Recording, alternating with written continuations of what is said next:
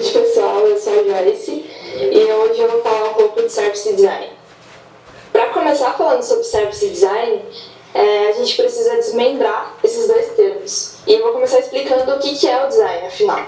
Vonner, ele foi um designer brasileiro e ele dizia que designer não tem a ver com ilustração, que designer é projeto. Ele dizia que não tem como você pegar uma caixa de CD e dizer que aquilo é design, ou você pegar uma caixa de sabão em pó e dizer que aquilo é design. Se a pessoa conseguir pegar a caixa de sabão em pó e fazer com que o sabão em pó facilite a vida de alguém através da abertura da caixa, isso sim é design. E aí tem uma definição da Mônica que ela fala que design significa ter e desenvolver um plano, um projeto, significa você designar. Design é trabalhar com a intenção, com o cenário futuro, executando a concepção e o planejamento daquilo que vai vir a existir. É você criar, desenvolver e implantar um projeto. O design significa você pesquisar e trabalhar com referências culturais e estéticas, com o conceito da proposta. É lidar com a forma, o feitio, a configuração, a elaboração e o desenvolvimento e o acompanhamento de um projeto. Então, design não é mais aquilo que vai no final do projeto, é aquilo que dá uma cara bonita. Ele acompanha todo o projeto, ele precisa acompanhar para conseguir construir alguma coisa. E um termo que eu gosto muito, que eu acho que exemplifica isso que a Mônica diz, é um termo da X, que é uma escola de design thinking daqui de São Paulo. Que eles dizem que design é o poder de transformar realidades e construir futuros desejáveis. Isso é design. E agora a gente vai ver o que é serviço. Serviço, se você parar para pensar, é aquilo que serve. Então, se uma coisa serve para você, é porque é útil, e aquilo que serve para algo, então, é um serviço. Se algo não serve para você, é porque não é útil, então aquilo não é válido para você, não presta serviço para você. Então, se a gente for pensar, serviço é algo intangível, no meio tangível, porque não tem como você oferecer esse serviço por ele mesmo, você precisa de alguma coisa palpável, que gera valor para alguém. E tem uma pesquisa que revela que 70% da economia brasileira hoje gira em torno do serviço. E se a metade da economia brasileira gira em torno do serviço, é porque a metade da população também trabalha com serviço. E as pessoas, nessa pesquisa, eles também avaliam que as pessoas não querem mais ter por ter. Elas estão buscando valor, porque o serviço agrega isso, elas estão buscando experiência. E por causa disso, a gente pode chegar a essa definição também de que tudo que as pessoas buscam hoje é experiência. Se algo te dá valor, porque você quer ter aquilo, então você está buscando uma experiência. Tem um case muito legal de um banco daqui de São Paulo, que uma mulher que estava indo para a Patagônia ligou porque ela queria ver como que ela fazia para transferir dinheiro e todas essas coisas. E a atendente começou a conversar com ela, perguntando para que país que ela ia, como que era o clima, e começaram a desenvolver uma experiência, um relacionamento. E aí, quando essa moça chegou na casa dela, ela viu que tinha uma caixa em cima da escrivaninha. Ela abriu e aí tinha um bilhete escrito à mão da própria atendente que ela falou de manhã, com os livros do país onde ela ia, 2 livros. Então, essa moça, ela conta essa experiência em toda a palestra e workshop que ela dá. Porque foi uma experiência, e essa experiência foi traduzida em forma de relacionamento. Então, hoje a gente pode ver que toda experiência memorável gera um relacionamento. Né? E aqui eu trouxe algumas empresas que trabalham exatamente com isso. Que não foi a Netflix que destruiu a Blockbuster ou coisa assim. Foi que a Netflix viu que tinha uma defasagem no mercado, ela estudou a dor do mercado e ela trouxe aquilo que as pessoas queriam. E assim foi com o Spotify, assim foi com o Uber, com o Airbnb, e assim está sendo também com o Doutor Consulta, que está chegando agora uma startup que estudou a dor do mercado e está começando a ver essa questão da saúde dos brasileiros. E agora a gente vai ver o que é design de serviço, ou service design. Service design, ele pensa na sequência de experiência e valor que uma pessoa tem no serviço que é ofertado para ela. Segundo uma instituição que tem em Londres, eles definem service design, que é sobre fazer dos serviços que criamos mais úteis, usáveis, eficientes, eficáveis e desejáveis. E uma designer, ela diz que design de serviço orquestra processos, tecnologia, interação em sistemas complexos de forma a copiar o valor e os principais atores envolvidos. Ou seja, design de serviço é baseado em valor que uma empresa pode ofertar para as pessoas. Então é impossível você querer fazer service design e você não conhecer a quem você está atendendo.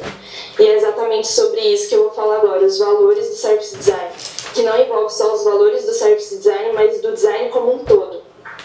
E o service design está dentro do design mesmo. É impossível você criar o service design ou design se você não conhece a pessoa, como eu falei. E para isso você precisa ter empatia. Você precisa estar dentro do mundo da pessoa com quem você está trabalhando, com quem você está prestando alguma coisa. Empatia é a capacidade de compreender o sentimento ou reações das pessoas, imaginando-as nas mesmas circunstâncias. É essencial não apenas nos colocarmos no lugar da outra pessoa, mas também entendermos as suas experiências, os seus caminhos vividos, os seus contextos sociais e aquilo que compõe todo o life de uma pessoa. E eu vou contar uma história da Patrícia Moore, que é uma designer e gerontologia. Ela estudou gerontologia.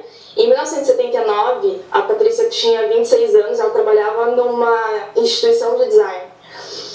E eles estavam numa reunião para conseguir fazer alguma geladeira nova, produzir o design de alguma geladeira. E ela deu a ideia para os chefes dela, para eles começarem a pensar num design mais voltado para as pessoas de idade, os mais de 60. E ela pensou nisso porque ela estava vendo a dificuldade dentro de casa, porque ela morava com os avós. E aí o chefe dela disse para ela: Paty, não é hora de pensar nessas coisas, a gente não produz para esse público. Ela saiu de lá frustrada e ela pediu as contas e ela conheceu umas pessoas que faziam maquiagem para cinema e tudo mais. E ela decidiu então, durante 3 anos, se fantasiar de idosa, e ela se fantasiava mesmo, usava aparelhos para ter a aparência de uma pessoa de 80 anos. E durante 3 anos ela viveu mergulhada em empatia e em conhecer o público que ela queria atender. Ela sofreu várias coisas, foi espancada, teve sequela, porque ela queria viver isso na prática.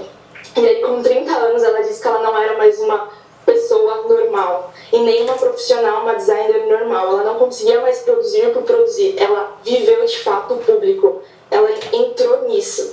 E, segundo outro designer que eu gosto muito, que é o John, ele diz que o objetivo da empatia é você sentir como a outra pessoa.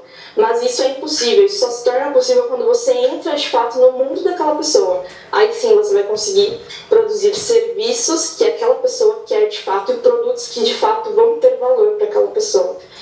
E o outro ponto, dos valores do design é a colaboração. É impossível você fazer alguma coisa sozinho, é impossível, eu acho, que um desenvolvedor fazer algo sozinho, ou um gestor de projetos, ou o próprio design. Você precisa ter uma equipe que pense de várias maneiras e que aborde várias coisas para você conseguir entrar mesmo de fato no que vai gerar valor para o seu consumidor, para o seu cliente. E o terceiro ponto é a experimentação, que é o ato de observar e analisar uma hipótese em determinado contexto ou circunstância, ou seja, levar a criatividade do papel à prática do mundo real, você tirar aquilo do papel, com pessoas de diferentes contextos, colhendo feedbacks, transformando as ideias em soluções o quanto antes. É você pegando tudo aquilo que você viu da empatia, você mergulhou da colaboração e você colocar em prática e sempre desenvolver e testar sempre. E para que tudo isso aconteça e para que o service design consiga mesmo alcançar o seu ponto, existe a jornada do cliente, que é uma das partes mais importantes para que o service design consiga ser colocado em prática, que é a junção da empatia, colaboração e experimentação. Para construir a jornada do cliente é necessário contar a história do consumidor. Não, quando você vai fazer o mapa da jornada do cliente, você não faz checklist, você conta uma história, você coloca no papel e em post-its aquilo que seu consumidor ou a pessoa que você está atendendo está vivendo. Então você põe momento, o que a pessoa pensa e o que ela sente de verdade, você deixa isso muito claro. E aí quando você consegue ver isso visualmente, você consegue começar a ter ideias para o problema que aquela pessoa está tendo. Então, fica muito mais fácil para você conseguir atingir o valor de fato. E como que aquelas empresas que eu mostrei antigamente inovaram ou conseguiram transformar aquilo que estava na mente dos seus consumidores para algo que conseguiu atingir várias pessoas e mudar o mercado onde elas estavam atuando. Foi através da inovação. Então, hoje o que as pessoas mais procuram são empresas que saibam inovar. E são empresas que, às vezes, sejam disruptivas, que mudem o mercado onde elas estão atuando e que façam não somente coisas novas, mas coisas que vão agregar valor de fato. E a inovação só acontece quando ela é feita para pessoas e pelas pessoas. É impossível você querer inovar se você não consegue entender o que o seu consumidor quer, se você não consegue ter mapeado tudo aquilo que gera valor para ele, trabalhar de fato em processos, em projetos e planejando aquilo que vai causar inovação no mercado e ser disruptivo. E a empatia é o drive da inovação, que é uma frase também que eu gosto bastante, que é de uma designer do Canadá. Essas foram as referências que eu tive para montar essa apresentação. E muito obrigada.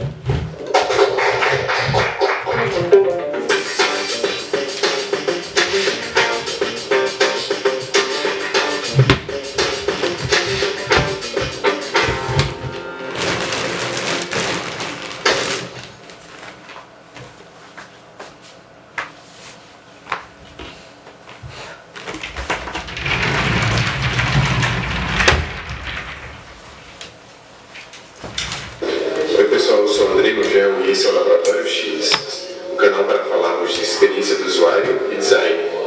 E hoje eu estou aqui, na LiveWork, uma consultoria de design de serviços que usa o design thinking para criar novos serviços e gerar inovações.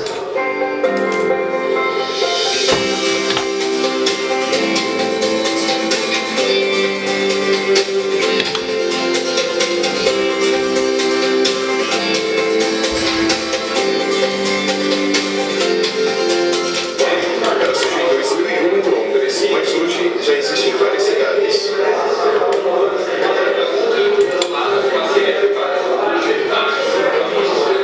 O escritório de São Paulo surgiu em 2010 e o legal da metodologia deles é que eles têm uma abordagem